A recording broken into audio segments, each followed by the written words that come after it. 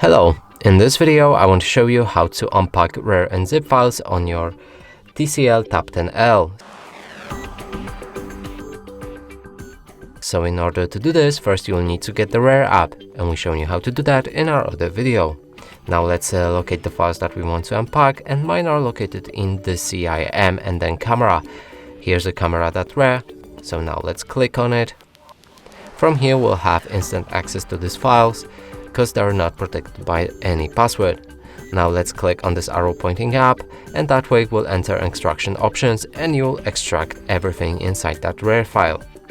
To do it simply, pick the browse and just change the destination where you want to unpack the files, and I want them in the movies. Click OK to save that. You don't need to change anything here unless you want, so let's click OK. And the files will be unpacked. Now we can navigate to the movies folder to check if they are here. So here they are, and that's how you unpack the files. And that's it for this video. Hope you like it. Please consider subscribing to our channel, leave a like and a comment below.